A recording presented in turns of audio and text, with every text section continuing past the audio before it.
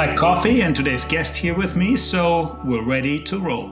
Welcome to today's Circular Coffee Break podcast, where we will be casually talking about everything circular and beyond.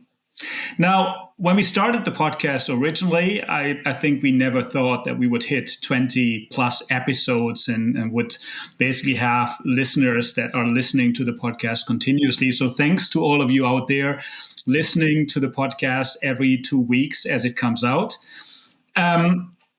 We would like to provide you with ideas, insights around circularity and sustainability, but we cannot do that without you. So from that point of view, we're really eager to hear your thoughts, ideas, feedback, whatever you want to share with us.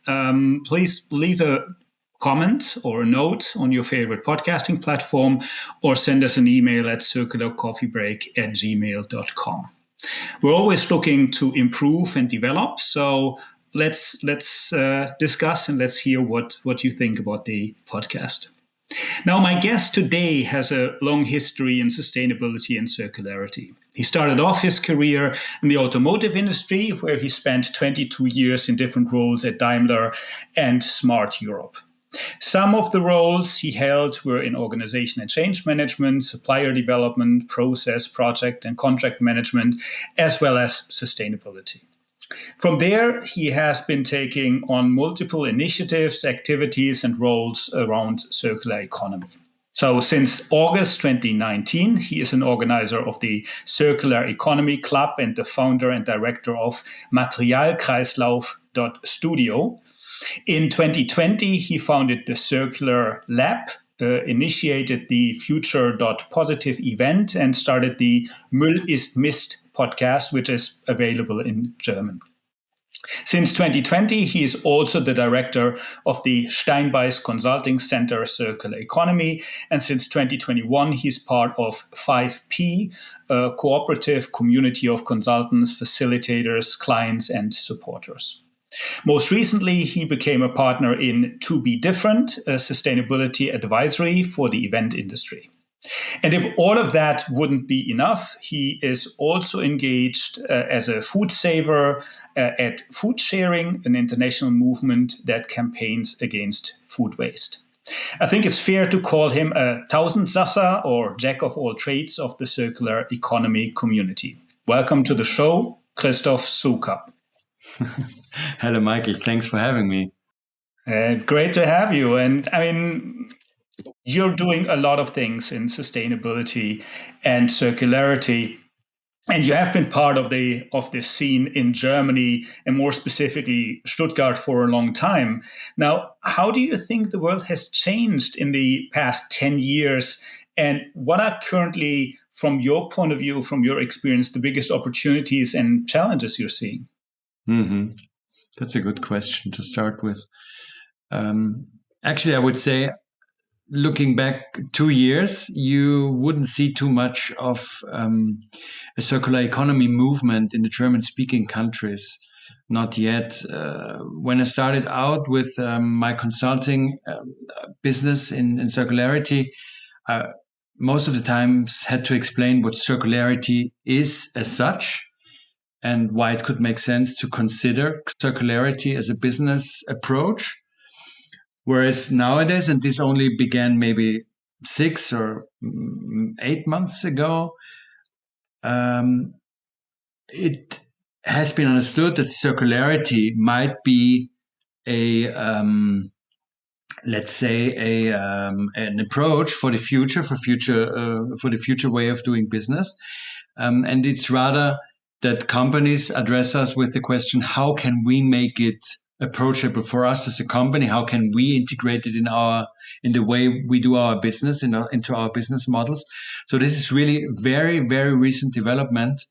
And I sometimes say to some of my clients, in kind of a kidding way, that Germany is still a developing country in terms of circularity, or the German-speaking countries as such, Germany, Austria, and also Switzerland, which is a little ahead of the other two German-speaking countries. Yeah, absolutely. You're absolutely right. I think the topic has become much more known and has gotten much more focus in the C-level, in the broader corporate world, but also in society. I think people are talking more about the topic and are more knowledgeable about the topic. Yeah. And you were asking about the main challenges. Yeah. I would like to answer, to give my take on that briefly. For me, the main challenge right now is to get companies going on the one hand, but also to get them understand that usually a circular economy or a circular economy business model is not something they can do on their own. In the past, companies usually had a problem, tackled it, solved it, and went on to the next problem.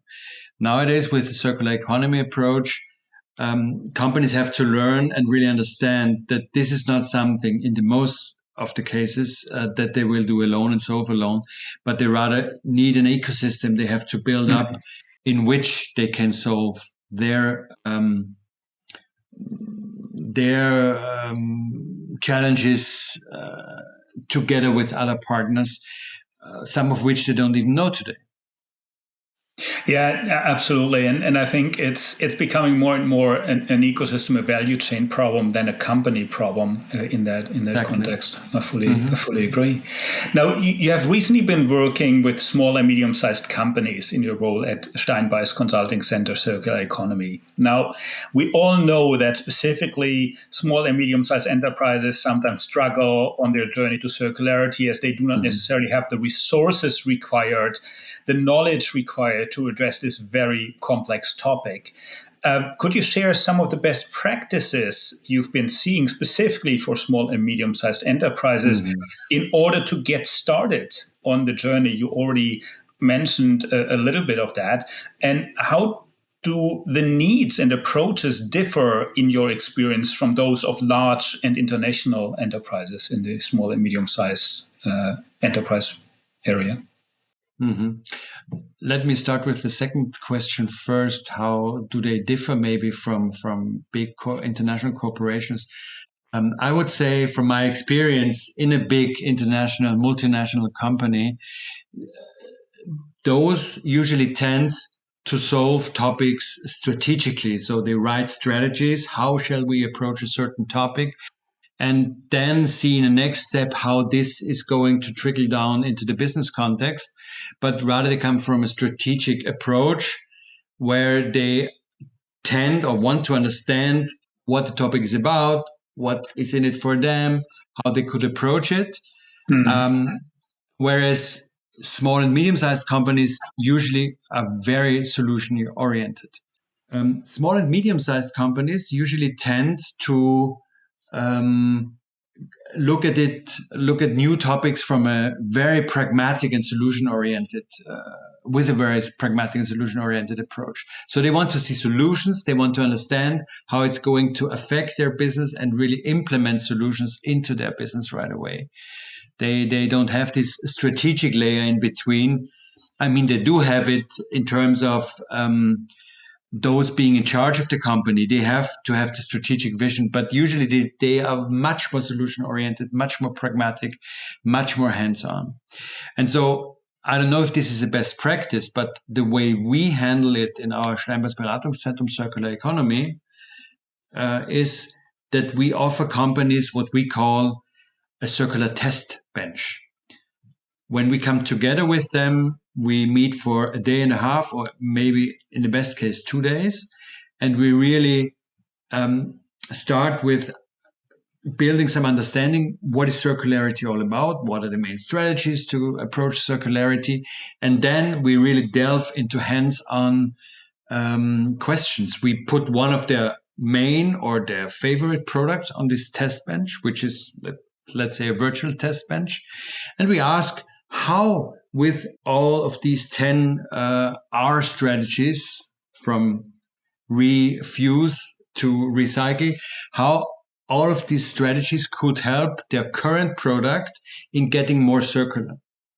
So in the first step, we don't do anything with their products. We just think about what could be an approach that would help get these products, as they are today, more circular in their offering. And this helps companies to understand circularity as such, but also the implications on their products or their product portfolio, and what could be a feasible way to undertake the first steps.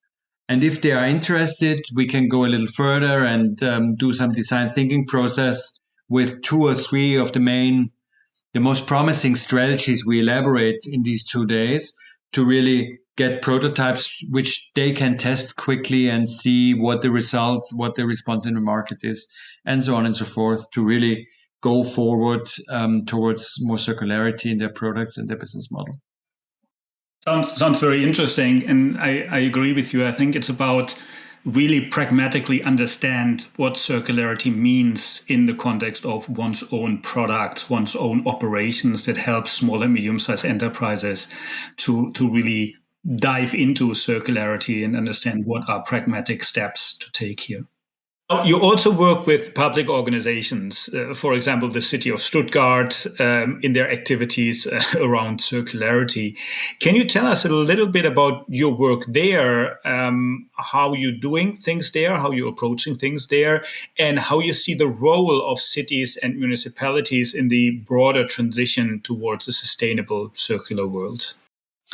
That's a question really very close to my heart, at least my professional heart, because I do see cities play a central role in our transformation, or in the transformation of our economic operating system from a linear one to a more circular, or a clearly circular one.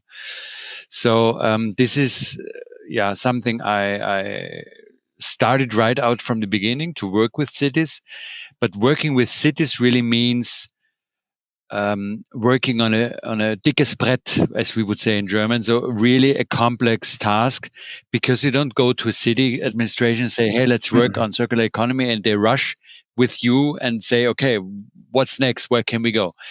It really started out with a discussion of, okay, climate, circular economy is a good idea, but we have to work on climate issues, and we have to fix that first before we can go into circular economy topics. So they didn't see the connection between climate change and circular economy at all at the beginning, 2 years back or 3 years back even. Nowadays, they say, okay, it saves or it helps us solve our issues in scope 3, if you think in emission scopes, because usually the balance sheet, at least in the German logic, ends at the signs of the city limits. All that is happening outside is not in scope. As many companies still do. No? They stop their calculation of a CO2 footprint at scope 2 and don't go beyond. Whereas we all know that up to 80, 90% of what's happening in emission-wise is happening out there in scope 3. So nowadays they say, and they have understood, that circular economy can help them solve climate issues, or climate emission issues, let's say. And now we really work together quite closely. What we started to do this year, or what we have done already this year, is we started to, as you always do, with an inventory. We set up what we call a Stoffstromanalyse, which is a material flow balance sheet, to understand how big is the intake of material of the city of Stuttgart and its surrounding region. Where does it go? What happens there? Does it go into stock, or does it go into a product? Does it leave the region? Does it stay? And how much of this intake is really taken in circles? Similar to what circular economy does on a global scale. Listeners might be familiar with the Global Circularity Gap report they do every year. Very similar proceeding. But the challenge here is really to find a good way to calculate it down to a city and region level. Because usually you don't have figures, you only have it at a national level or international level, a global scale. So we have worked with the Potsdam Institute for Klimafolgenforschung, quite renowned institute, with a scientist from there, and found a good way to really break it down to the Stuttgart and Stuttgart region level. And now, next step will be to publicize those results. By the way, it's not surprising, really, around, I should maybe not say the exact number yet, but around between 10 and 15%, the circularity rate, which means, okay, it's good there compared to, let's say, the global circularity rate of 7.2 or 3%, I think. But there's still quite some room for improvement. And what we hope to see is, as we have broken down those figures to the Stuttgart and regional level, to really invite companies to come on board and say, okay, we want to be part of the solution, bring the circularity rate up. What can be solutions on a collaborative scale, on a collaboration level, that we together as companies and also actors from administration, also private people, but mainly, especially companies, can what can be the solutions that we can improve the rate of circularity we have right now. And that's not only the hope, but that is also the intention why we did that. And the second example would be, if I have the time, if you give me the time to explain that a little bit. Yeah, sure. What we are in the process of setting up a circularity lab. That's maybe the working title. Maybe we'll find a nicer title at the end. But the idea is clear. It's a place right in the middle of town where all those people in the Stuttgart area working on circularity aspects come together. There will be a co-working, there will be an exhibition space, there will be a cafe where saved food will be offered, there will be a second-hand shopping center curated by the Waste Management Authority of the city of Stuttgart, and they will only bring things that have been thrown away to the second-hand shopping center. I mean, it's not a new idea. It exists in Eskilstuna in Sweden. It exists in Berlin, some other places. But the important thing is not to bring something new, but good solutions that are already there to the region. That's what we hope to see there. And it should start in March next year. So slowly but surely, we are seeing progress on the city level, how circular economy gets visible, gets palpable. And I think that's really, really a very crucial element to get going in the circular space. Yeah, absolutely. And I mean, one big thing is we don't have to reinvent the wheel. I mean, if you go back quite some time, I mean, it was completely normal to repair things, to use things for a long period, to reuse things, to refurbish things. But we have unlearned that over the years. We've basically learned this throwaway culture instead of the circular culture. So I think it's extremely important and extremely good to learn from good examples and be open to see best practices, how they work elsewhere, and fall not into this not invented here trap. Where you need to reinvent everything, because that will slow you down, and worst case will force you to make mistakes that others have done before that you could have avoided. Now, we talked about SMEs, we talked about cities, and a lot of the activities that you mentioned and that you're working on are focused around building communities, bringing people together, educating people, as you just mentioned, share best practices in that context. And in the shift towards sustainable circularity, we're looking at a systemic change that involves a really wide range of stakeholders within the city limits, but also outside of those. Based on your experience with SMEs, with cities, on that intersection between those, where do you think we are today as a society, but also as individual stakeholders in our understanding what it takes to work towards a global sustainable circular economy, and also to understand what is the right path, what are the right actions in that context? You mentioned, Michael, that actually circular economy concepts are not something really new. It's maybe new in the context we live in nowadays, with a very wealthy context, with a very industrially evolved context. Whereas in former times, it was rather a circular economy of poorness. We have now the task, or we want to try probably to really get the circular economy going within a context of richness or abundance. So that's really maybe the task. Where are we in terms of mindset and awareness? The Hans Sauer Stiftung, a very powerful Stiftung, not powerful in terms of money, but in terms of what they do conceptually in Germany, they talk about the circular society, and they say circular economy stays void unless it's embedded within the context of a circular society and the thinking of a circular society. And I perceive, I'm convinced they have a point, a fair point. I don't see too much of a circular society yet. And that's why we also know in our work, we also need to do some mindset work, because otherwise all circular economy activities that shall have a long-lasting impact will not grow and thrive. It's a mindset question. You really have to understand it conceptually and also within your guts. That's not something you can do by a pedagogic afternoon only and telling people why circular economy is important. It really has to, get people, and they have to get it. Click. Yeah. I mean, we do see it in our workshops every now and then that a glow in the eyes of some of the participants starts to shimmer.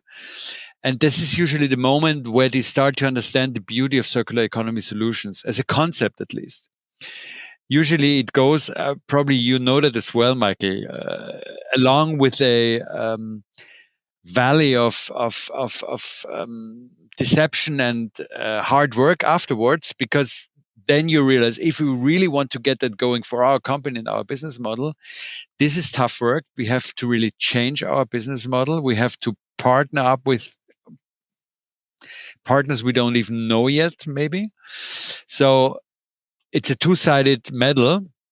But usually in our workshops, we experience that moment where I start to glimmer and people get the beauty of the idea. And that's a magical moment, I think, because then people are really on board, and maybe some mindset, maybe not change, but some impulses take grip of those people to change their mindset. And that's what we need, but I don't see it on a broad scale yet, not in the German-speaking countries. Yeah, no, I fully agree. I think it has to click somehow that they realize what it is. What encourages me is seeing the younger generation. So looking at my sons, at their friends, they go downtown to do shopping, and they basically exchange ideas on the best secondhand places. They go from one secondhand place to the other, and here in Finland, you see secondhand places pop up in each and every shopping mall. 3, 4, 5 secondhand places nowadays, and they're very well frequented. So I think that is something you're seeing happening. Is it happening in the pace we need? Is it happening among the wider society? Unfortunately, I don't think so yet. But I think, as you said, we see the movements, we see the people that start realizing what does it mean, what could it also mean for me in that context. And I'm pretty sure your sons, similarly to my daughter who is 15, they don't do it because they say it's so cheap or it's the best thing to do for the world. They do it because it's cool and they like it, they love it, and they love the excitement of finding something you wouldn't know of half an hour before, or you wouldn't even have the idea of getting it for you. So that's really something, a glimmer of hope in terms of circular economy ideas not getting through because people say it makes sense from an intellectual standpoint, but because it's fun. It's fun and it's cool. Yeah, absolutely. Yeah, absolutely. I fully agree. I think it's as you mentioned, it's a mindset, it's a lifestyle kind of approach rather than a like I have to do it kind of approach. I fully agree. Now, in preparation for today's podcast, I noticed one thing. I noticed that you are in the expert council of VfB Stuttgart.